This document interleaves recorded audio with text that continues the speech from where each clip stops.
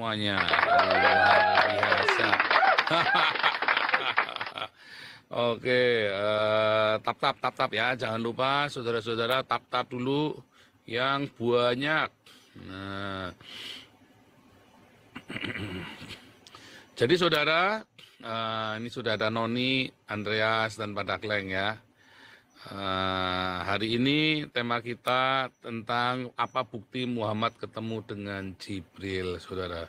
Saudara, ketika para nabi bertemu dengan malaikat, ada saksinya, saudara ya. Misalnya nih, jangankan nabi, saudara. Gembala di padang saja ketemu malaikat rame-rame, saudara ya. Misalnya nih, bapaknya Samson si Manoah, ya kan ada istrinya, ya ketemu sama-sama lihat. Terus siapa lagi, saudara? Abraham ketemu malaikat. Sarah lihat, saudara ya, istrinya melihat ya. Bahkan Sarah ikut masakin, ya masak buat malaikatnya ini. Gitu ya, saudara ya. Dan para nabi itu yang menyebut mereka nabi adalah orang-orang, bukan dia mengklaim dirinya nabi, saudara. Ya, saudara ya. Satu-satunya nabi yang mengklaim dirinya nabi itu hanya Elia. Ya, akulah nabi. Ya, kenapa dia mau ngorok orang nabi-nabi Baal, dia mau nyembelih. Aku ini nabinya Yehova, dia bilang begitu ya. Nah, kemudian kalau dia tidak ketemu malaikat, maka dia diberi tanda ajaib, ya, berupa nubuatan atau orang lain yang mengakui dia nabi, ya, gitu ya. Dan orang yang mengakui nabi, dia akan ikut dia. Beda soalnya kalau Waraka mengakui Muhammad nabi, tetapi Waraka nggak ikut Muhammad, Warakanya nggak jadi Islam, nggak mau, amit-amit kata Waraka jadi Islam, ya kan? Wah, karena si Muhammad menikah sama keponakannya yang sudah dianggap seperti anak sendiri, ya sudahlah, biar seneng lah, biar kamu jadi nabi lah, nggak apa-apa, daripada kamu bunuh diri kan, ya udah diakoni nabi saja. Tapi apakah Waraka mau jadi Islam? Nggak mau, sampai akhir hayatnya Waraka nggak pernah jadi Islam, saudara ya, amit-amit nggak mau, iya nggak mau, ya.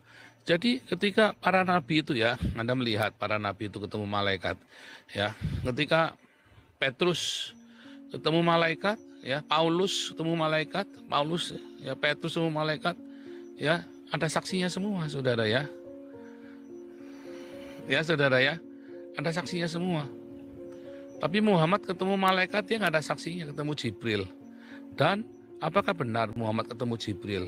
Aisyah bersaksi katanya kalau Muhammad ketemu Jibril itu nafasnya kayak nafas onta ya, terus jadi berat, terus ngos-ngosan dan sebagainya macam. Tetapi itu bukan dia, kalau zaman sekarang itu bukan ketemu malaikat, itu tanda dia schizofren atau epilepsi, saudara. Ya, sehingga tanda-tanda Muhammad yang dilihat oleh orang-orang sekelilingnya itu adalah tanda-tanda schizofrenia akut atau epilepsi akut, saudara, sebenarnya.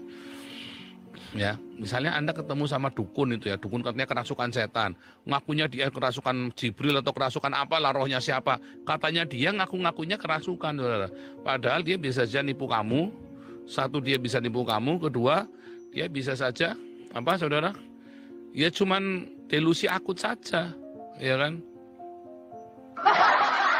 Delusi dukun-dukun ini. Kalau lihat dukun-dukun itu, makanya ada dukun capul apa segala macam ya. Nah, Muhammad ini adalah salah satu nabi capul. Nah, kalau dulu ada dukun capul, ini nabi capul yang membawa-bawa nama Jibril. Kalau dukun itu membawa rohnya nenek moyang, rohnya ini, rohnya itu, rohnya mbah ini, rohnya mbah itu, ya Anda ditipu sama si dukun ini. Sebagian besar orang yang ngaku-ngaku cenayang itu, saudara, sebagian besar 99% itu adalah apa, saudara? Itu adalah schizofren akut, delusi akut. 99,99%, saudara ya. Itu adalah delusi akut, schizofrenia akut, saudara. Ya, itu adalah schizofrenia akut. Ketika orang nabi ini membawa kenabian, suara kenabian dari Abraham, Musa malah 2 juta orang melihat, saudara ya. Ketika firman Allah itu disaksikan oleh 2 juta orang. Jadi jelas bukan schizofren, itu 2 juta orang melihat laut merah terbelah. Lah kalau Muhammad lihat bulannya terbelah, bukan bulan kali ya, durennya Aisyah yang terbelah, saudara ya. Muhammad membelah duren pasti heboh. Ya, membelah bulan pasti heboh zaman itu, saudara. Tapi pada kenyataannya Muhammad itu tidak membelah bulan, membelah duren. sambil makan rujak, belah duren sambil makan rujak kepedesan, saudara ya. Nah, jadi apakah Muhammad itu melakukan mujizat? Katanya dia dengan airnya, dengan jarinya memberi tetesan jarinya memberi minum 10.000 orang. Gundul mueang. Aduh. Bahkan di dalam Al-Quran dikatakan bahwa Muhammad tidak pernah bikin mujizat. Ditanya sama orang Yahudi, kamu mujizatnya apa? Oh, Allah tidak memberi aku mujizat. Terang-terangan ngomong begitu, Allah tidak memberi aku mujizat. Terang-terangan lah. Terus kamu mengharang-harang mujizat di dalam hadis. Hadisnya udah do'if Hasan, apalagi bukan mutawatir, kentir, saudara ya. Bukan mutawatir tapi kentir hadisnya. Hasan, do'if, apalagi sulah Abdul, ya kan. Hasan, do'if, Abdul, ya kan. Najir, Abu Nawas. Jadi apa yang diklaim oleh Muhammad ketemu Jibril sebenarnya itu adalah delusinya Muhammad ketika dia mengalami schizofrenia akut, saudara. Itulah sebabnya tidak ada satupun mujizat yang dibuat Muhammad, dan nubuatan-nubuatannya pun nggak ada yang benar, saudara. Mau nubuatan apa dia? Apa yang kamu klaim sebagai nubuatan Muhammad itu di wahyu sudah ada, diulang sama Muhammad, cuma di reverse, ya kan? Kalau dibilang Imam Mahdi datang, itulah antikris yang di dalam wahyu. Kalau dibilang Dajjal itu ya, Dajjal akan datang, itulah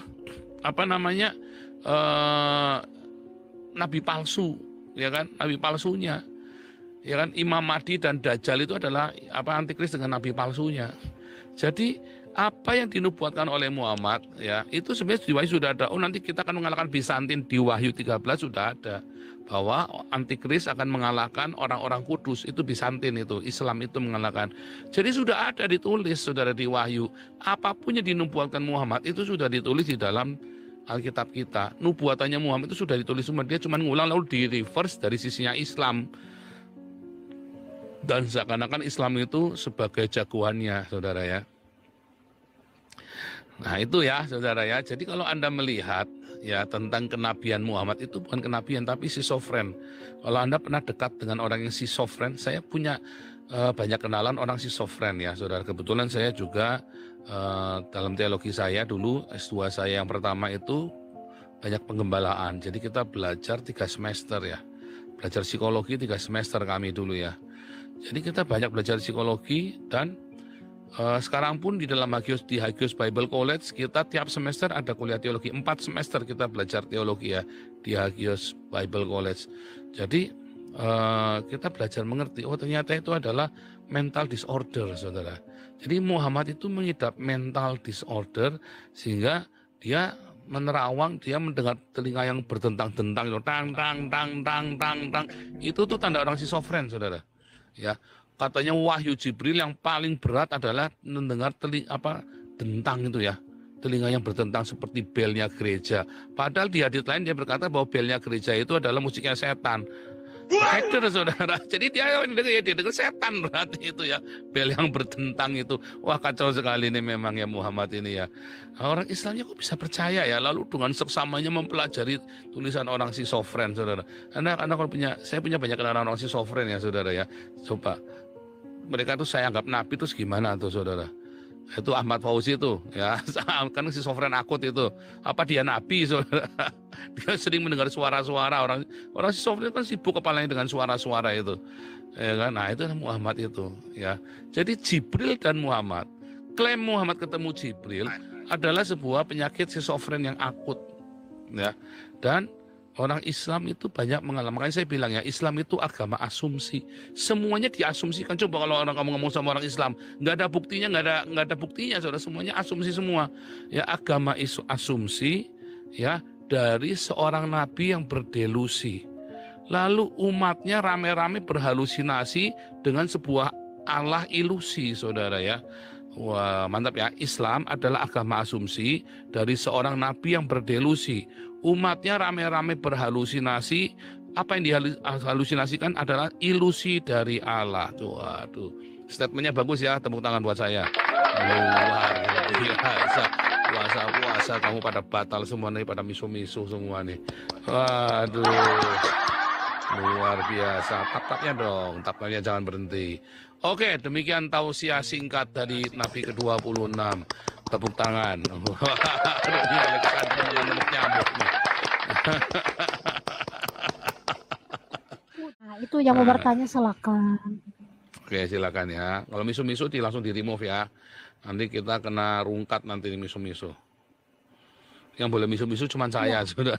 Yang boleh misu-misu cuma saya. Oke, kita lanjut. Mantap tausiahnya ya.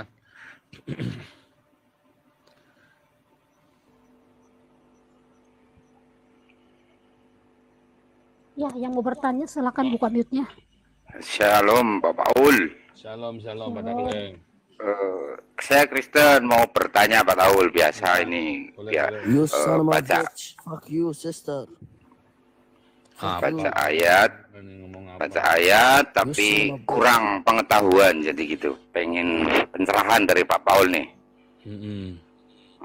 Kejadian 6 ayat 2 itu anak-anak Allah menghampiri anak-anak manusia. Ini nih Pak Paul, anak-anak Allah di sini gimana Pak Paul?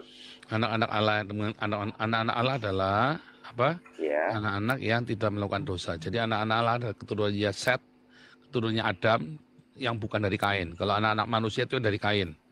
Karena apa? Karena Kain kan sudah berdosa. Kain. Jadi kalau di dalam teologi yang saya ajarkan, ya Adam itu tidak berdosa. Tapi Kainlah yang pertama kali berdosa.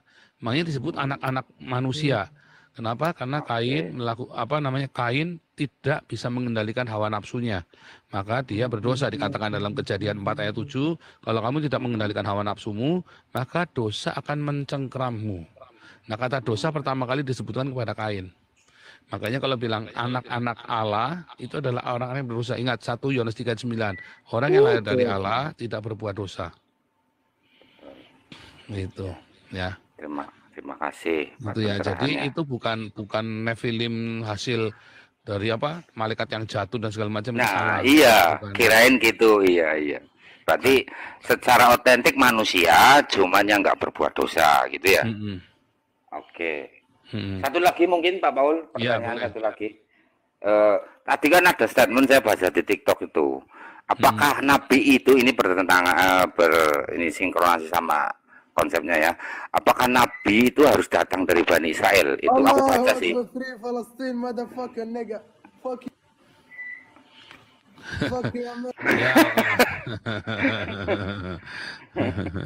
Haleluya.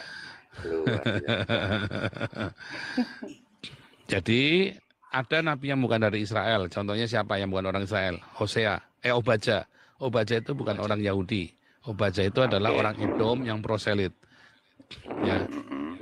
Jadi banyak nabi yang bukan dari Israel. Sampai hari ini ada nabi nggak ada. Sampai hari ini masih ada nabi. Ya, nabi. Cuman tidak semua nabi itu diberi tugas menulis kitab suci. Itu ya. Ya, siap. Jadi statement itu salah berarti. Tadi aku lihat soalnya ada statement. Jadi banyak orang Kristen juga salah ya. Banyak nabi di seluruh dunia. Ya, contohnya siapa? Ayub. Ayub apakah orang Yahudi? Apakah orang Israel? Bukan. Bahkan Ayub itu orang Aram. Ya. Ayub itu orang Aram. Ya, Agabus itu seorang nabi. Ya, diduga Agabus itu diduga bukan orang Yahudi. Ya, ada banyak karunia kenabian. Kalau Anda baca dalam Kisah Rasul, bentar ya. Kisah Rasul 13 kalau nggak salah ya. Itu ada beberapa orang dari Kirene, dari apa itu yang punya karunia kenabian. Yang bukan orang Yahudi. Ya. Termasuk saya kan, Nabi ke-26. Luar biasa. Haleluya. Salah ini Pak Paul. Kalau ikut evangelis Pak Paul, kira-kira budgetnya sampai lulus itu sampai berapa juta? Kita satu level 500.000. Kelas evangelis 500.000 4 bulan ya. Lalu kelas apologetik, terus ada kelas apologetik 2, ada apostolik, ada profetik. Oke, siap. Ya, nah nanti 5 ini ada 6 ya, sebenarnya ada 6 kita ya. Nanti itu sama kelas pemuridan. Kalau kelas pemuridan gratis. Kelas pemuridan itu kita bukan untuk umum, gratis ya, siapa saja boleh masuk. Itu 8 kali pertemuan karena untuk orang-orang yang sama sekali baru Kristen. Nah, biasanya kalau yang dibaptis tadi, tapi kalau orang dibaptis dari kami sampai kelas selesai itu gratis ya, yang dibaptis di tempat kita. Ya, terus nanti ada Hagios Bible College. Itu 3 tahun 3 tahun itu 10 juta rupiah saja. Tapi ada double degree, nanti bayar lagi 5 juta, 15 juta double degree ya, dari dapat sertifikat dari saya dan dapat sertifikat dari Indonesia. Karena di Indonesia kalian sertifikat dari luar harus ujian lagi. Nah, di situ nanti kalian dapat double degree. Nah, tapi yang tadi yang kelas 500.000 tetap dapat sertifikat enggak, Pak? Dapat, semua dapat. Setiap setiap selesai kelas evangelis dapat sertifikat. Oke. Siap, terima kasih Pak Paul buat pencerahannya sore ini. Ya. Shalom semuanya. Luar biasa. Lanjut. Ini siapa ini? Muhammad, selamat sore Pak Muhammad. Ya, silakan buka mute-nya Pak. Mau bertanya apa? Atau Pak Muhammad silakan buka mute-nya. Ada suaranya diturunin aja lah.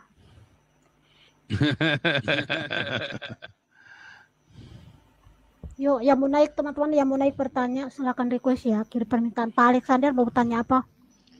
Shalom Pak Paul. Shalom. Ini saya yang kemarin Batista Pak. Oh iya, Batista luar biasa. Ayo. Puji Tuhan. Nama aslinya Alexandro ya memang ya? Bukan Pak. Oke, nggak apa-apa. Bukan.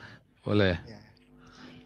Saya mau tanya soal tentang kasih Pak. Kasih itu terkadang kita perlu kasih itu berbarengi dengan marah atau gimana Pak? Seperti kita memarahi anak kita gitu kan. Anak kita apa salah kita marah dengan tujuan kasih itu tidak apa-apa Pak. Loh, kasih itu sebentar, punyamu itu tiba-tiba error loh. Itu mikrofonnya di ini. Kamu langsung dari handphonenya aja ngomongnya. Dilepas semua. Langsung dari handphonenya aja. Ya, itu punya kamu storing soalnya. Jadi begini ya. Oh ya. Kasih. Nah, itu bagus sekarang. Jadi namanya kasih itu boleh marah nggak? Boleh.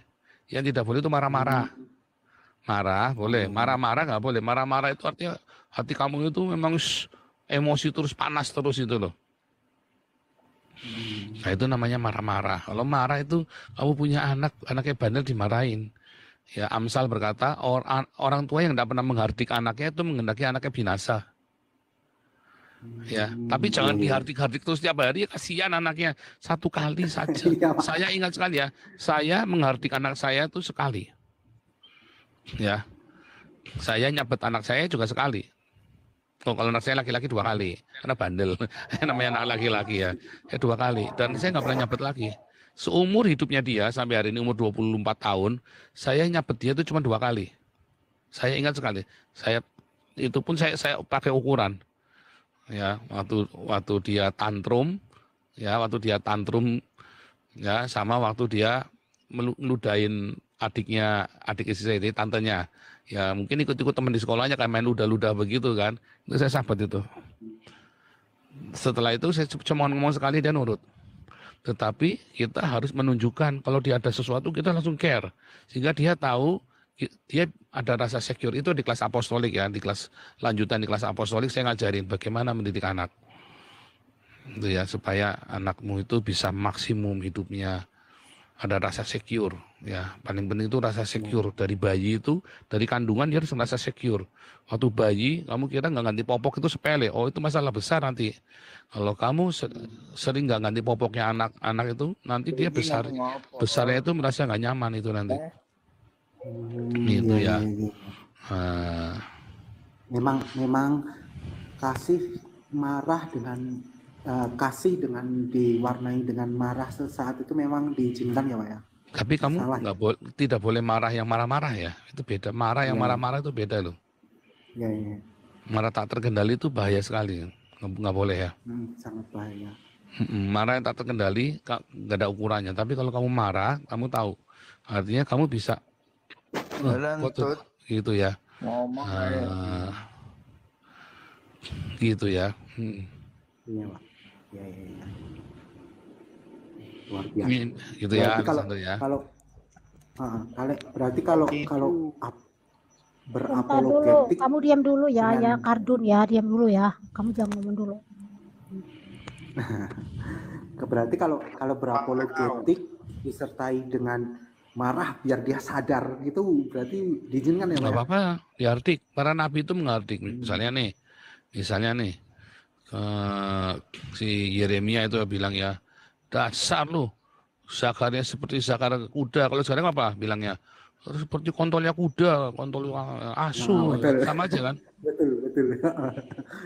Betul. Bangsa bajingan katanya Musa itu kan. Betul. Dasar bangsa bajingan, sama kan. Tetapi beda dengan marah-marah. Misalnya kalau marah-marah itu ngamuk sampai orang tadi, ngamuk sampai orang tadi, kayak orang Islam itu saya sampai dimasukkan ngamuk-ngamuk mereka kan. Nah kalau kita kan ini orang ngomong baik itu kita ladenin, orang nggak baik ya, kalau orang langgar aturan kita pisui, minggir kamu kan gitu kan. Kalau orang baik ya baik gitu. Itu seperti kita itu saat melakukan itu karena ikhlas, ini apa adanya, ini biar menyadarkan kamu gitu ya. Iya dong. Sekarang kalau kita nggak marahin mereka nggak tahu, orang Islam ini nggak bisa, dan banyak orang Kristen dia nggak ngerti aturan. Makanya kemarin kalau di komunitas kita ya, kalau di sini kamu ngomong kita dengerin, mau kamu salah ngomong nggak apa-apa kita dengerin. Setelah saya ngomong ya gantian, kamu nggak boleh ngomong. Ya betul. Gantian gitu loh. Nah, tapi itu saja banyak orang Kristen aja juga nggak ngerti loh. Kenapa? Karena ternyata susah. Ini sebenarnya orang Indonesia, kulturnya Indonesia, susah dengerin orang. Dan waktu saya ngomong, orang ini bukannya dengerin, malah mikirkan pertanyaan selanjutnya, kan kuculuk kan. Itu kaum sebelah, Pak. Kaum sebelah kayak gitu. Orang Kristen juga sama. Orang Islam, itu tipikal orang Indonesia. Ya, kalau saya dari SMA saya sudah ngerti prinsip ini, ya kan? Prinsip mendengarkan. Tetapi saya baru jelas clear setelah saya ada di Belanda. Setelah di Jerman ya, terutama di Jerman. Karena di Jerman itu, kalau bahasa Belanda kan mirip-mirip Inggris ya. Kalau bahasa Jerman, kamu kalau ngomong belum selesai, kamu nggak mungkin ngerti dia ngomong apa. Karena verbnya, kata kerjanya di terakhir. Dan dia ngomong apa, terus di belakangnya tiba-tiba bilang, nih, artinya negasi. Saya mau pergi ke pasar, beli makan, beli ini, tapi belakangnya nih. Berarti apa? Saya nggak mau pergi ke pasar. Jadi kamu harus selesai dia ngomong, baru kamu ngerti yang dia ngomong apa. Nah itu dari waktu saya di Jerman itu saya makin jelas. Makanya orang kudu selesai ngomong, baru saya ngomong. Dan waktu dia ngomong, saya kudu jangan mempersiapkan saya mau ngomong apa. Tapi dengarkan dia selesai dulu, nanti dia dengarkan saya ngomong. Saya katakan bahasa Jerman saya dulu kan kalau lancar saya baru B1 kan terus. Jadi saya ngomong saya tata dulu. Jadi waktu saya ngomong pun saya ngomong bahasa Indonesia ngomong bisa lebih cepat dari pikiran saya. Tapi kalau bahasa Jerman saya kudu ngomong mikir dulu 2 kali, ya kan? Terus saya ngomong. Karena dalam bahasa Jerman gramatikalnya itu tertentu. Kamu nggak bisa sembarangan asal nyusun kata nggak bisa. Baku dari orang Jerman itulah saya belajar dengarkan orang ngomong sampai selesai. Lalu waktu ngomong saya pikir dulu, saya susun dulu omongannya. Gitu ya. Betul sekali, Pak. Oke, kita ganti dulu. Itu udah ada yang Muslim mungkin mau bertanya. Muhammad atau Pak Dika silakan. Muhammad ini kayaknya pro Israel, ini Kristen nih Muhammad ini. Oh gitu ya. Makasih Pak. Makasih, ya, Pak, Alexandro Batista sering-sering datang, nggak apa-apa, boleh. Pertanyaan kamu bagus sekali ya. Goblok anjing. Aduh. Nah, ini pengikut Muhammad ini. Belum puasa loh, belum buka puasa loh kalian. Belum buka puasa dia ini. Waduh. Jangan diturun dulu, kita dengerin aja biar rekam teman-teman, jadi baru rekam. Kita posting, kita buat ini live di YouTube. Ini live di YouTube ini. Anjing, kapir goblok. Pak, iya guys, apa-apa, tenang, di sini ada saya. Ini orang-orang pada goblok semua nih, bukan Islam. Termasuk kamu kan, termasuk kamu pun goblok kan. Intelektual, nggak kayak lo, ya kan? Lo itu nggak cerdas. Tenang guys, ada saya pakai pantat itu lo. Tenang. Biar Alexandro biarkan dia puas misu-misu supaya karena memang saat bulan Ramadan ini kan memang setan-setan lagi dilepaskan. Woi goblok, kalau gak tahu diam aja lu anjing kumis. Tuh muka lu tuh nggak simetris kontol. Itu udah terekam ya. Luar biasa. Nggak ada otak. Luar biasa.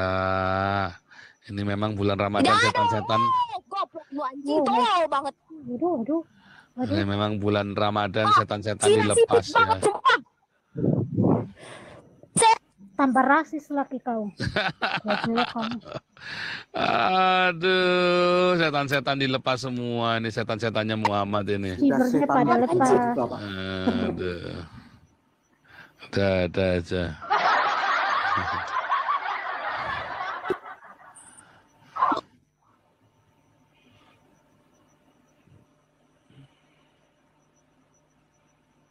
Teman-teman muslim, kalian mendengar ke saudara kalian sendirian naik ke atas itu seperti apa? Kayak jarang kalian seperti ini. Memalukan banget loh. Nah itu namanya marah-marah itu tadi itu, ya. Itu namanya marah-marah. Kalau marah tadi kita hardik sekali. Tapi kalau marah-marah itu tadi ya, tanpa nggak ada angin, nggak ada hujan masuk misu ngomong-ngomong, nah itu namanya marah-marah itu. Tadi itu ya. Tahu ya bedanya marah dengan marah-marah. Iya betul Pak. Langsung ditunjukkan Pak. Terekam semua loh di YouTube loh. Ada Kalian di YouTube, memalukan ya. agama kalian.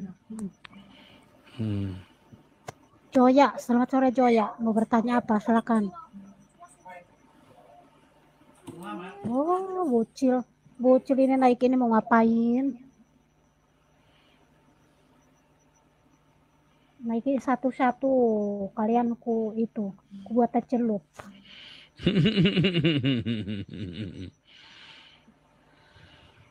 Lagi satu-satu karena ini mereka ini mau menghujat nih. Halo sama Coleh. Oh ya, rohmu ngomongnya apa ya? Paniko baru aku lagu Pak.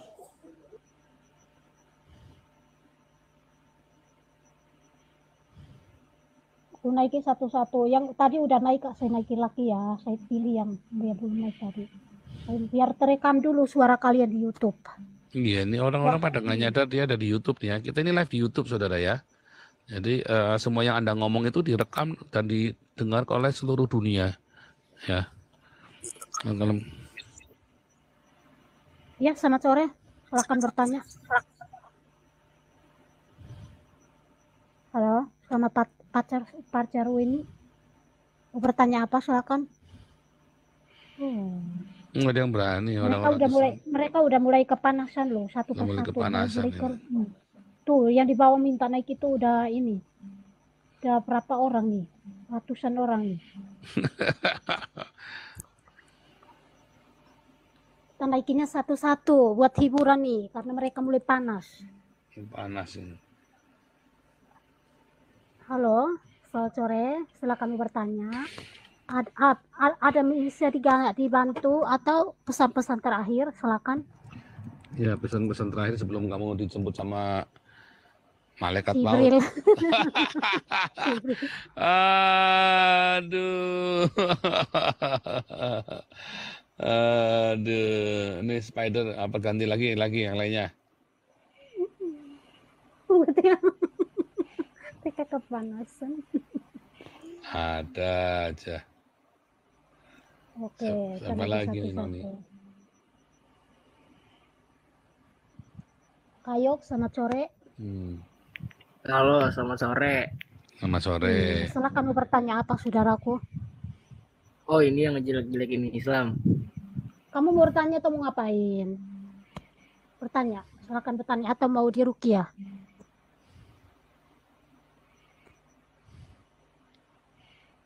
Nggak ada, dia nggak ada ilmu. Mereka ada ilmu, aduh memalukan banget. Satu lagi nih. Kalian ku buat teh celup loh. Jangan takut nah saya buat kalian teh celup. Santai-santai. Ya, selamat sore Budir. Halo. Bertanya apa? Iya, mau bertanya apa? Halo. Bertanya apa? Ya, Bu Firman. Fir'aun, kamu ini peluang Fir'aun. Fir'aun kamu. Ngomong apa tuh iki? Nathan diam kamu, Nathan diam. Fir'aun. Biar manifestasi dulu. Kamu lindungi Fir'aun ini. Fir'aun. Kafir.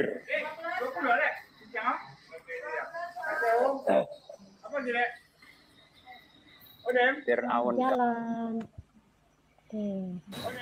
ganti Halo dulu. Nathan, halo Ning. Ya, shalom Ning. Pastor. Halo Shalom Kak Nathan. Dini. Saya belum sempat jawab, Halo, WhatsApp nanti ya. shalom. Ya nggak Pastor. apa-apa, nanti aja Aman, kalau aman udah. Nathan, aman nanti Baik, Nathan. Ya, pokoknya aman deh.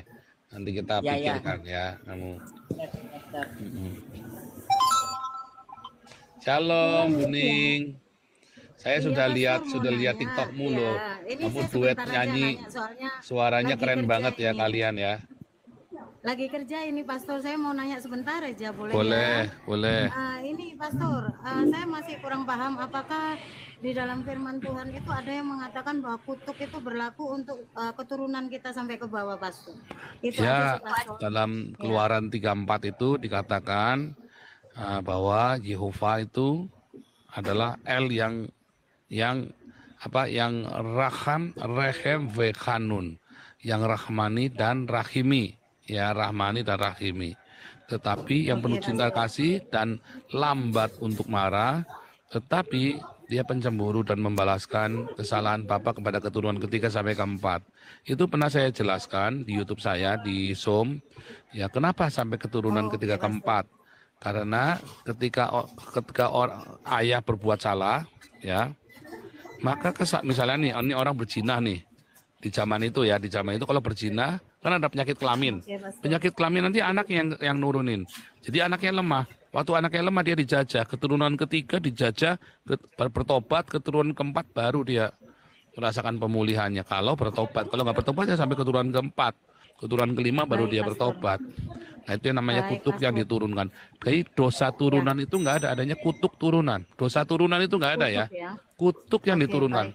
Tetapi Yeremia berkata akan ada saatnya nanti ayah bikin dosa, anak nggak nanggung kutuknya. Yaitu apa? Zaman Yesus. Ketika ayah bikin dosa, ayah janjian sama Gunung Kawi, sama Gunung Kemukus, sama mbak itu, sama pocong, sama apa. Anaknya bilang dalam nama Yesus saya putuskan.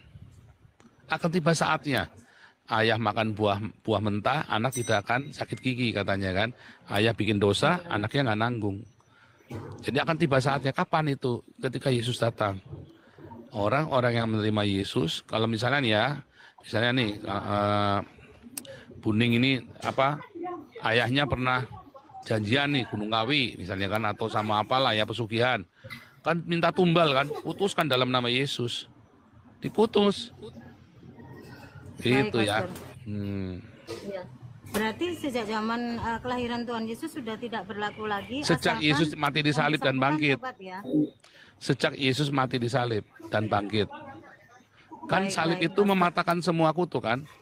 Salib yang terkutuk itu mematahkan semua kutuk. Jadi setelah Yesus bangkit dari kematian, dia mengalahkan semua kutuk, ya kan? Nah, kita patahkan. Baik, Pastor. Gitu. Oke, terima kasih banyak, Pastor, penjelasannya, Iya, pencerahan God bless you. firman-Nya. Tuhan berkati. Ya, tetap berkarya ya. Saya lihat kamu duet sama anakmu keren loh. Baik, Pastor. Tuhan berkati, Pastor, Ya, keluarga. tepuk tangan buat Buning. Salah kan, ketawa kan? Salah pencet. Ya, tepuk tangan buat Buning.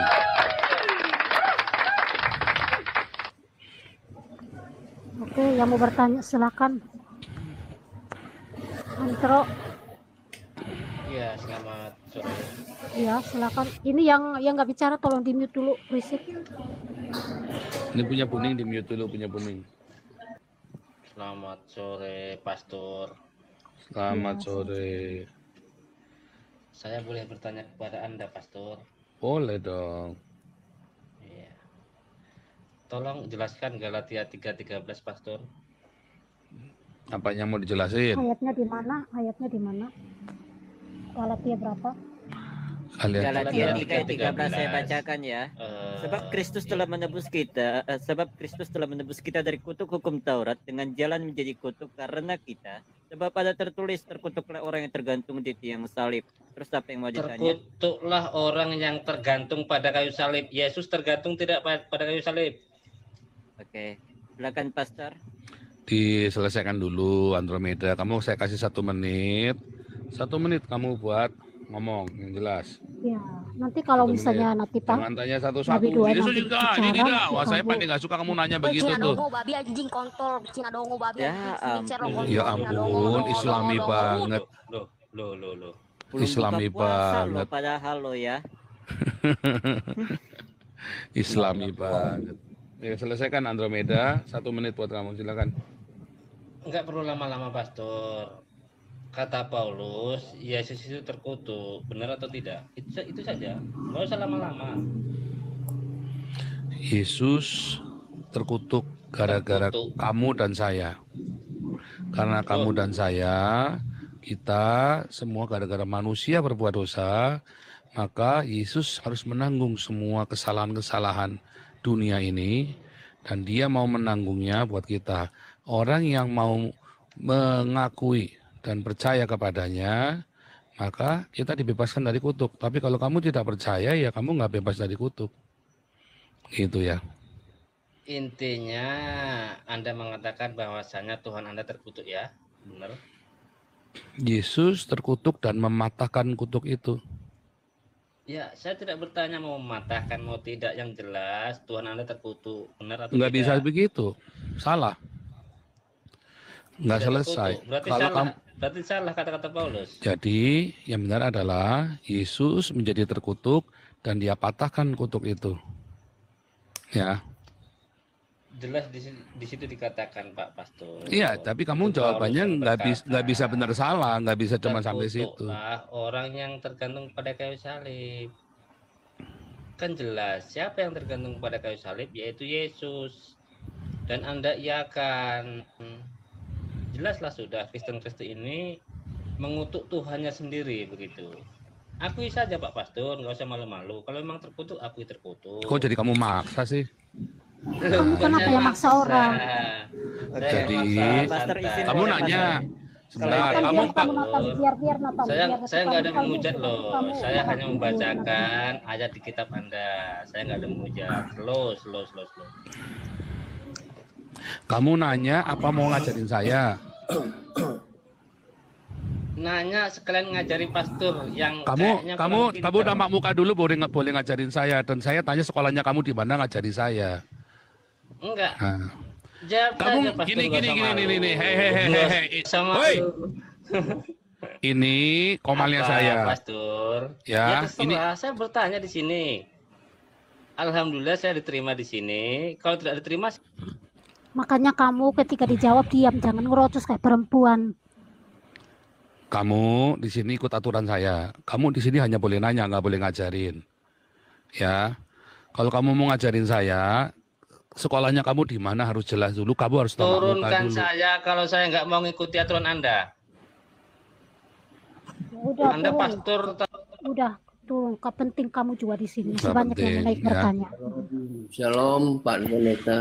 Jadi kalau di sini ikutin aturan Komal ini. Kamu mau nanya boleh, kita jawab. Ya, kalau kita sudah jawab, kamu nggak bisa menyalahkan jawaban saya karena kamu nanya. Ya. Jadi kalau kamu menyalahkan saya, kamu tampak muka, berarti kamu mau debat sama saya. Ya. Kalau sudah saya jelaskan, berarti saya yang benar, kamu yang salah. Ya. Kalau kamu merasa kamu benar, kamu tampak muka di sini dan jelaskan kamu sekolahnya di mana. Ya. Jadi kalau kamu mau debat sama saya, kamu harus tampak muka karena kamu nggak level. Kalau kamu nggak tampak muka, kamu nggak level sama saya. Ya, kamu harus tampak muka baru boleh debat sama saya. Dan kalau kamu mau ngajari saya, kamu sekolahnya di mana? Ya, kamu harus jelas, gitu ya. Kalau kamu mau nanya, saya pasti jawab. Karena yang kamu ngomong tuh salah semua tadi. Dan jawabannya adalah itu. Yesus menjadi terkutuk karena kita dan dia mematahkan kutuk. Makanya ada Efesus 2 ayat 15. Ketika kamu motong satu ayat, saya jawab dengan ayat lain. Ya, bahwa Yesus telah membatalkan semua hukum Taurat dan ketentuan di dalamnya dan menjadi satu di dalamnya. Ya, membatalkan. Jadi kutuk itu dibatalkan oleh Yesus. Ya, waktu Yesus mati kayu salib, ya, dia terkutuk dan sekaligus membatalkannya. Makanya kamu nggak bisa cuma kutip satu ayat.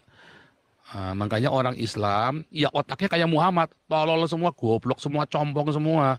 Karena dia cuma nggak buta huruf, tapi ngaku-ngakunya paling pinter.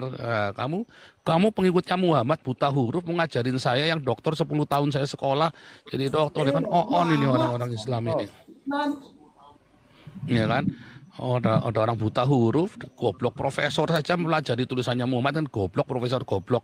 Orang buta huruf kamu melajari, orang schizofren kamu dianggap orang pintar. Goblok, orang schizofren epilepsi kamu pikir pintar. Makanya kamu nggak heran otaknya kayak Muhammad semua, goblok semua, compong semua. Iya.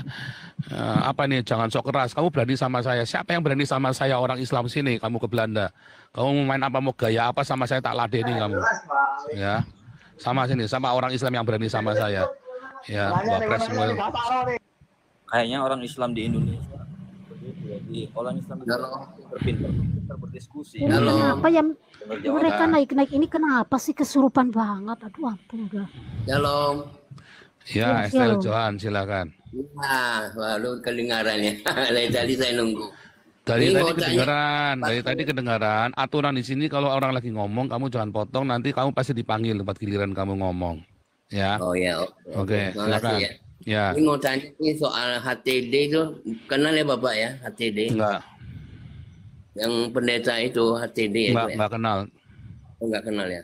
Ini mau tanya ya, saya suka nonton di TikTok, dia suka ngomong 85% orang Tritunggal apa itu masuk neraka. Maksudnya apa itu? HTT pun masuk neraka, dia sama saja. Saya juga bingung. Saya kan bukan. Kalau ini ya orang Tritunggal sama orang Wanes masuk neraka semua, termasuk HTT itu yang paling pertama masuk neraka. Nah, terus dia bilang itu di Alkitab nggak boleh. Itu nggak boleh katanya. Apa itu maksudnya? HTT itu orang nggak jelas, belajar sama Yosua Tewu. Gurunya HTT kan Yosua Tewu itu. Orang nggak jelas. Yosua Tewu aja belajarnya mau di mana nggak jelas. Dokter yang bikin sendiri di Yosua Tewu, DBS apa? DBS apa rem ABS tuh saya nggak tahu tuh. Iya kan? Yosua Tewu nggak jelas. Saya kan kalau soal doa Kristen itu kan belum tahu. Saya kan bukannya dari Kristen tadinya, saya kan dari aliran Buddha. Gini, kamu belajar ya sama orang yang jelas, sama Muri Wali itu jelas, Deki Gadas itu jelas, walaupun saya nggak cocok sama mereka tapi itu jelas. Bambang Nursena itu jelas, saya jelas. Kamu belajar sama HTD nggak jelas sekolah di mana. Nggak, bukan ya, cuma saya ingin tanya sih sama siapa. Tidak semua orang di TikTok, di YouTube asal dia terus berdebat terus kamu bisa ikutin. Dia sekolahnya di mana, dia dari mana, kamu harus jelas. Ya, itu ya. Oke. Ya dokternya, iya kamu jadi hati-hati dengan belajar di YouTube itu seringkali ngaco-ngaco itu ya, si Sapa Malikil, Sofiatul, Bom, itu orang-orang nggak jelas semua. Oh belajar sama Bambang Nursena jelas, sama Muri Wali jelas. Bambang Nursena saya tahu, saya dulu suka ikut. Ya belajar aja, kamu nggak usah belajar kemana-mana lagi, kacau itu kamu belajar. Ya. Grupnya Judi Solan itu dia. Itu ya, belajar yang jelas. Kamu kalau mau belajar Islam, ya belajarnya sama Gus Miftah, sama Buya Sakur, sama Qurai Shihab. Jangan belajar Islam sama Saifuddin Ibrahim, ya salah. Belajar Islam sama Sofiatul, ya tambah salah lagi. Belajar Islam sama saya pun kamu nggak usah belajar Islam. Kalau saya mengkritik Islam, saya bukan lagi ngajari Anda Islam, saya sedang mengkritik Islam. Beda ya. Nah, tapi kamu jangan belajar Islam sama orang yang bukan Islam, kamu salah. Jangan belajar Kristen sama orang yang bukan Kristen juga salah. Belajar Kristen sama Suma, ya tolol ini kan. Orang-orang belajar Kristen, kamu belajar sama Bambang Nursena, sama saya, sama Muri Wali. Itu orang jelas, belajar. Walaupun saya tidak cocok dengan Muri Wali, kita sering debat. Tetapi kamu bisa belajar, karena kami sama-sama sekolah, jelas. Gitu. Makasih ya. Kalau HTT jangan buat belajar ya, itu terus ngawur itu. Ya saya nggak kenal juga, tapi itu ngawur. Itu omongannya pokoknya ngawur, ngomong kayak orang kentut itu. Makanya bersepuluh nggak boleh katanya, nggak boleh bersepuluh itu. Oh perpuluhan boleh, cuma buat apa kamu perpuluhan? Makanya bersepuluh nggak boleh. 10 itu. perpuluhan bukannya nggak boleh, tapi buat apa kamu perpuluhan ke gereja sementara gerejanya pendetanya beli pesawat jet, pakai jam tangannya 4 miliar. Nah, kamu buat apa kasih perpuluhan ke gereja? Yang benar adalah kamu diakonia, sedekah kepada orang miskin. Bukan ngasih uang, tapi apa? Ngasih makan orang miskin. Itu ya, bedakan. Oke, terima kasih ya, Pak Sur, Pak Uzang. Tuhan berkati. Tuhan berkati. Aku bingung mau naikin yang mana ini soalnya. Nggak apa-apa, naikin satu-satu, hujat, lempar, hujat, buang, gitu aja. Naikin aja, hujat, buang, hujat, buang. Oke, ini ada 3 Kristen di bawah. Yang Kristen jangan naik dulu ya, saya sediain. Iya, kasih yang Islam dulu, nggak apa-apa. Oke. Kamu taunya Kristen dari mana? Oh, ini Alessandro kan tadi Kristen. Ya. Yang Kristen jangan dulu ya, saya mau naikin yang penghujat ini loh. Oke, selamat sore. Bit, selamat sore. Maksud Anda apa, Nabi 26? Maksud Anda apa? Mulai kesurupan nih, bocil.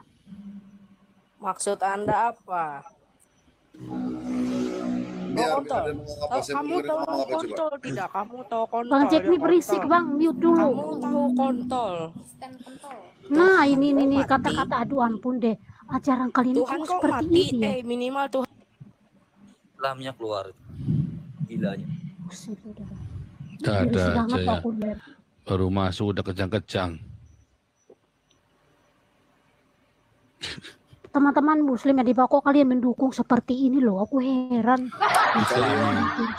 Kalian yang di bawah, dengar ya.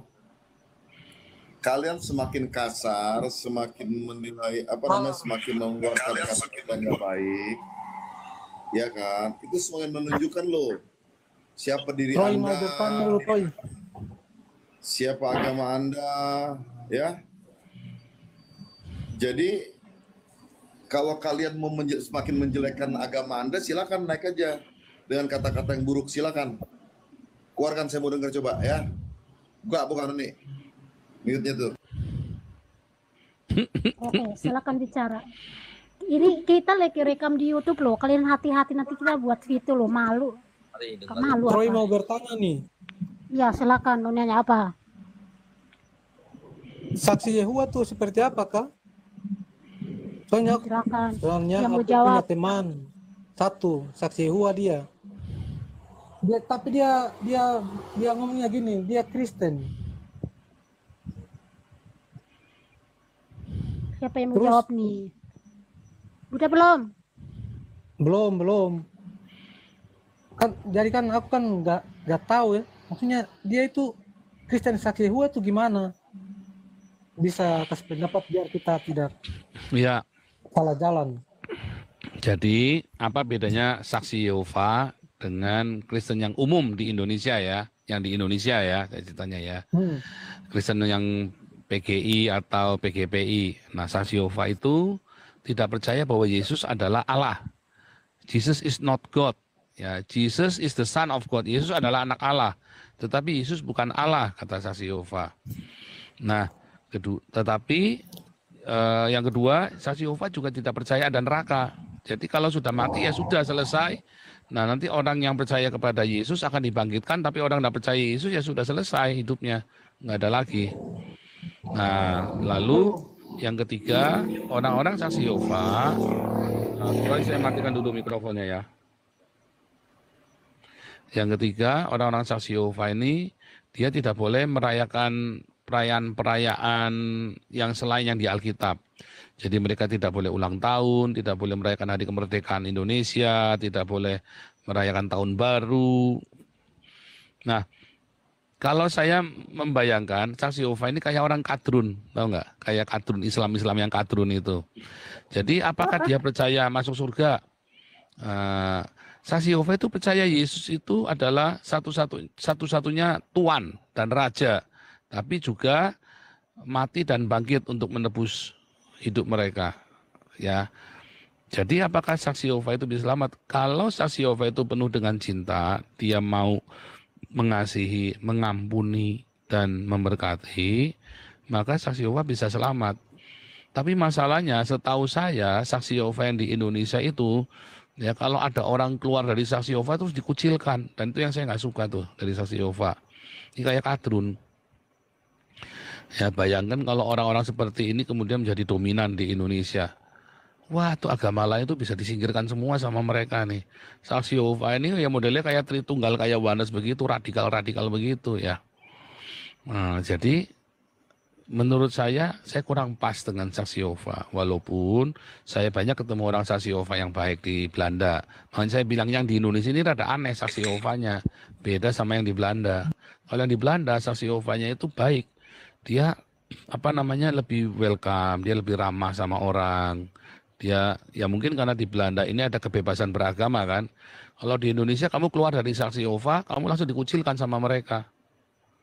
Ya. Dan itu yang membuat saya kurang setuju dengan ajaran saksi Yehova ini. Begitu ya. Halo. Nanti sebentar.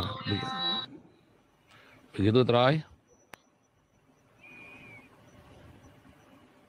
Mana Troy? Mikrofonnya dinyalakan.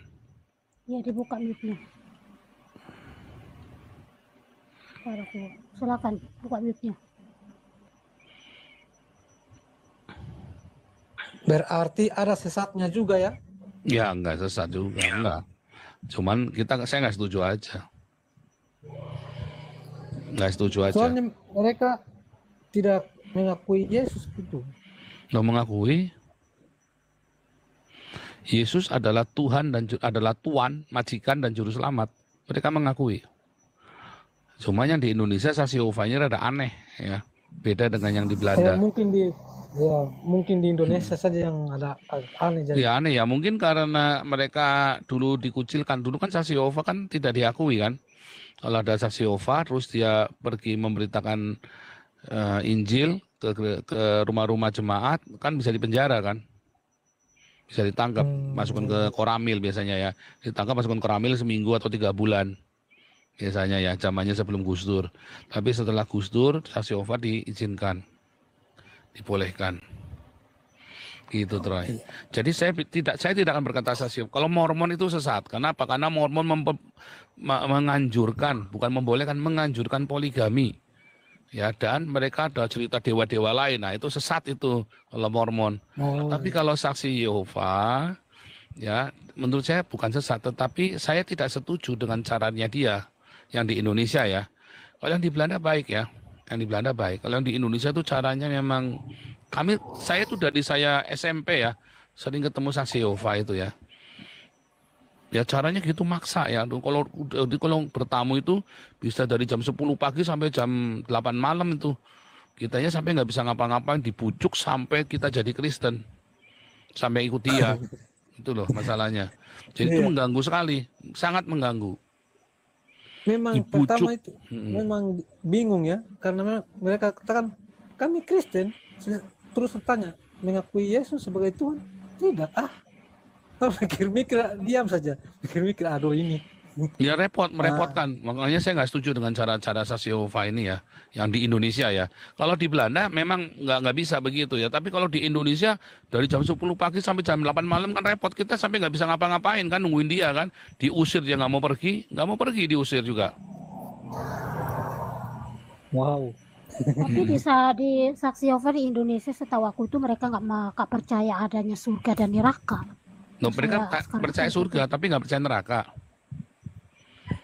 Mereka nggak percaya. Ada tuh buku-bukunya saksi Yehova bahasa Indonesia itu kami sendiri. Dan terus kalau kamu dikasih bukunya saksi Yehova, hati-hati tuh jangan rusak. Begitu rusak kamu suruh ganti tuh. Dia yang masa-masa kita, lalu kita terima, terus nanti diminta lagi. Kalau rusak kita suruh bayar. Saya pernah dikasih itu pas naik busway, bukunya gede banget, saya pulang baca majalah ya, kayak majalah begitu. Iya, majalah kayak dia betul. Iya. Aku dikasih 2, cuman ini aja, sudah tidak tahu di mana buku itu, nggak pernah baca juga. Dia percayanya ada bumi baru sih kalau saksi Yehova itu. Ya, itu surga, itu bumi baru, itu maksudnya surga itu langit dan bumi yang baru, tapi tidak neraka itu nggak ada katanya. Nah, jadi kesalahannya saksi Yehova, lalu orang-orang yang bikin salah ini gimana ya? Makanya orang jadi bikin salah terus kan? Karena kan tidak ada penghukuman. Iya betul. Iya kan? Jadi nggak masuk akal juga. Lalu nggak ada penghukuman. Lalu keadilan Tuhan di mana kan? Iya betul. Itu loh. Ya terima kasih pemahaman. Kalau menurut saya, kalau saya tidak akan jadi saksi, tidak akan belajar, tidak akan mau ikut saksi Yehova. Kalau saya ya. Kalau saya, kenapa? Kamu kalau sudah di Indonesia terutama ya, kamu udah masuk, nanti kamu keluar, kamu dikucilkan loh. Misalnya nih kamu punya sekeluarga, kamu masuk, tiba-tiba istri kamu keluar dari saksi Yehova, kamu harus mengucilkan dia. Kalau enggak, kamu juga dikucilkan rame-rame. Waduh. Iya, kan repot, coba kamu bayangin. Yesus kontol anjing. Memang tidak ada pernah niat untuk berpikir sampai harus ikut mereka, tidak. Karena memang bahaya. Bahayanya kita punya juru selamat juga. Kuria ke Hemera nanya nih ya. Nah, ini ada yang pertanyaan bagus. Kuria ke Hemera bertanya, apakah saksi Yehova dan gereja Kristen Advent sama? Saksi Yehova dulunya dari Advent. Ya. Saksi Yehova itu dulu dari gereja Kristen Advent, lalu dia nyeplit. Kalau di gereja Kristen Advent masih percaya bahwa Yesus adalah Allah. Tetapi dia keluar sendiri dari Advent, dia bikin apa namanya? Kitab dogma. sendiri. Enggak, kitabnya sama. Kitabnya aslinya sama dengan kita, hanya terjemahannya disesuaikan dengan dogma mereka. Oh, gitu ya. Ya terjemahan. Kalau terjemahan kan memang susah ya. Kayak LAI aja sampai 7 kali, berapa kali revisi itu terjemahan. Nah, saksi Yehova punya terjemahan sendiri yang disesuaikan dengan dogma mereka. Saya bantu ngomong, Pastor. Iya, cek nih, silakan Pastor. Iya, jadi gini. Ini akun baru nih ceritanya nih. Hah? Akun baru. Kasihan. Aduh, ada aja. Iya, jadi gini ya, Bang Troy. Iya. Jadi kalau jadi gini, Alkitab itu berbagai macam jenis-jenis dan sifat-sifat daripada ayat-ayat tersebut. Ada kalimat kiasan, ya, ada kalimat-kalimat majas dan lain sebagainya. Itu dari siapa beruang? Ya, lalu gini. Makanya timbul namanya denom-denom atau juga doktrin-doktrin atau dogma-dogma, itu disebabkan mereka punya perspektif lain yang membuat mereka punya pemahaman sendiri dan akhirnya terbentuklah satu organisasi, gitu ya. Nah, jadi kalau saksi Yehova itu mereka mentafsirkan seperti misalnya Amsal 8 ayat 1 sampai ke 26 ya. Waduh, Pastor dapat gift terus nih. Iya, gift-nya aneh-aneh nih di Indonesia nih, ada beruang, ada apa tadi? Ya, nanti kirim gift saya kereta tolong sama Paus ya.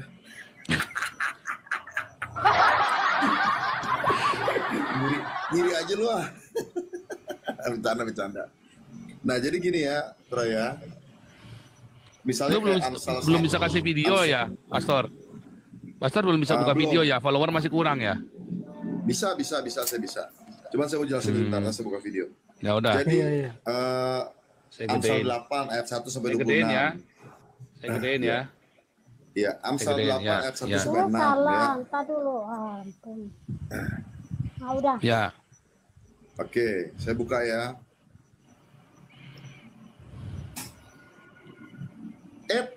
Yang lain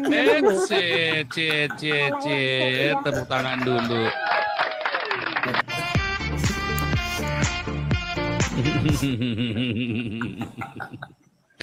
Nah, saya biar teringat ya. Jadi Amsal 8 ayat 1 sampai 26 itu kan tentang hikmat. Jadi mereka berpikir itu adalah Yesus. Ya. Itu satu. Saksi Yehova ya, maksudnya penafsirannya saksi Yehova, Amsal 8 ayat 1, 2 itu Yesus gitu loh. Iya. Berarti Yesus itu adalah ciptaan. Oh, tambahan satu lagi bagus lagi ya. Nah, Yesus adalah ciptaan kata saksi Yehova. Jadi yang Wahyu tuh, Wahyu berapa tuh yang bilang permulaan dari segala ciptaan. Nah, itu juga dianggap Yesus tuh juga ciptaan. Gitu. Permulaan dari segala ciptaan bukan berarti mula-mula yang diciptakan. Gitu loh. Nah, kebetulan saya orang yang suka berdebat sama orang-orang saksi Yehova. Kali mereka begitu debat sama saya, kan berdua tuh ya, sering tuh ya. Begitu selesai sama saya mereka berdebat, biasanya udah deh Pak, saya panggil guru saya dulu deh, biasanya begitu. Tuh, selalu begitu mereka. Iya, kalau udah kehabisan ngomong. Lalu yang ketiga, nah dari 2 ayat itu aja mereka menganggap Yesus itu diciptakan berarti, padahal nggak begitu. Amsal 8 itu menjelaskan bahwa itu adalah hikmat. Jadi segala sesuatu sebelum diciptakan itu ada hikmat. Sebenarnya itu adalah logos, di mana suara hilang. Seperti lanjut. Enggak, kamu punya sinyal yang jelek nih, Troy. Merah tuh. Nah, seperti orang mau buat rencana pembangunan rumah, dia harus punya planningnya dulu, punya hikmatnya dulu, punya idenya dulu. Nah, itu sebenarnya tuh itu Wahyu Amsal 8 tuh itu. Ya, nah, lalu mengenai Roh Kudus. Roh Kudus itu mereka bilang itu adalah kekuatan Allah, tenaganya Allah. Padahal firman Tuhan katakan dengan jelas, jangan mendukakan Roh Kudus. Tuh. Kedua, jangan menghujat Roh Kudus. Nah, kedua tuh. Nah, jadi Roh Kudus kalau misalnya memang itu tenaga doang, masa misalkan tenaga kayak listrik. Jangan mendukakan listrik, kan aneh. Karena listrik cuma tenaga doang. Kalau jangan mendukakan Roh Kudus, berarti Roh Kudus itu pribadi, bisa didukakan gitu loh maksudnya. Jadi Roh Kudus itu Allah sendiri sebenarnya, tapi mereka nggak ngerti. Mereka menganggap itu adalah tenaganya Allah. Jadi saksi Yehova itu adalah pemahaman yang boleh dibilang tidak sesuai dengan. Oh, Yesus kontol. Yesus kontol anjing. Apa kau ini? Kontol anjing. Ini yang disebut rahmat lil alamin. Jawab. Rahmatan pentil kelamin. lanjut. Ini yang disebut rahmat lil alamin. Aduh. Jawab. Beneran. Ya, ini saya jelasin nih. Jadi, Bang Troy, semuanya itu dipahami dengan secara menurut kami itu salah. Ya, jadi mesti dipahami benar-benar. Karena Yesus seringkali berbicara di dalam Alkitab itu, dalam Matius, Markus, Lukas, Yohanes itu, di Yohanes 16 ayat 25 katakan dia sering berkata-kata dalam bahasa kiasan. Ya, jadi hati-hati. Kalau ketika bahasa kiasan itu kamu tafsirkan secara hurufiah, secara literal atau secara literlex, maka tidak heran akhirnya timbullah ajaran-ajaran seperti Tritunggal dan lain sebagainya. Oh, terima kasih, ditunggu pausnya. Wait. Nah, jadi begitu ya. Jadi kalau pemahaman itu ada karena adanya sebuah penafsiran. Doktrin atau dogma ada karena sebuah penafsiran atau sebuah perspektif. Ketika perspektif itu berubah, maka ada dogma baru lagi, ada aliran baru lagi, konsekuensi, ada dogma baru lagi. Itu konsekuensinya. Nah, makanya saya percaya sekali bahwa Tuhan itu akan datang memulihkan segala sesuatu. Segala sesuatu apa sih pertanyaannya? Pengajaran. Bukannya dunia makin hancur, makin kacau, akhlak makin rusak, tapi yang dipulihkan sama Tuhan ya adalah pengetahuan akan Allah. Ya, pemulihan itu. Nah, makanya orang makin lama makin berkembang tentang Yesus itu siapa, tentang Allah itu siapa, Bapa itu siapa. Itu terus berkembang. Di mana dulu kan boleh dibilang awal-awal dulu kan dibikin kacau, di mana agama dipersatukan dengan politik. Terjadilah kekacau balauan tuh di sana tuh, ya. Misalnya ngaku dosa mesti pakai tiket, ya, termasuk untuk buat orang konsentrasi kepada Tuhan mesti buat patung katanya gitu. Itu semua terus dipulihkan. lalu ngaku dosa mesti lewat orang gitu loh. Itu semua ada pemulihan, makin lama makin sempurna itu. Ya. Nah, jadi mengenai saksi Yehova itu memang jelas-jelas menurut kami itu sesat. Kalau andai kata dikatakan bahwa Yesus itu ciptaan. Karena jelas-jelas banget di Alkitab katakan banyak sekali ya mengatakan bahwa Yesus adalah Tuhan. Ya. Oke, thank you. Lanjut teman-teman. Saya yang mau bertanya siapa? Siapa ini yang mau bertanya? Imamat. Siapa lagi? Di bawah banyak yang mau naik. Silakan yang mau bertanya.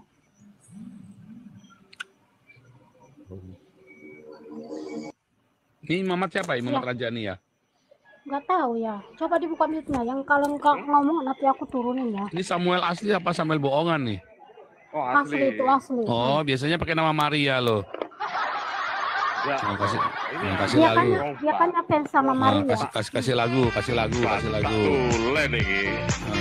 lagu. Oke. Ya sama itu calon. Pastor, lagi apa namanya lagu sambutannya, saya mau nari striptease dulu buat dia, Pastor. Nih, kasih nih. Project itu dilap dulu pakai tisu itu, terlalu berpijak.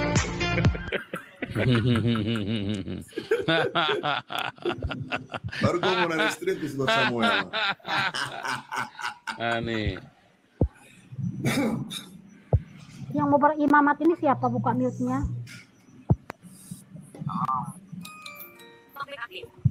Iya, open cam lah, kalau ganteng sama gue lu. Malah dikecilin. Aduh. Kok kayak kakak? Waduh.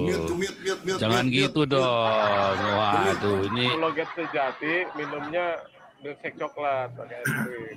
Iya. Lu kurang siang tadi, udah sore, harusnya di siang tadi. Waduh, kurang provokatif nih. Iya. Ini mulai provokasi nih gue.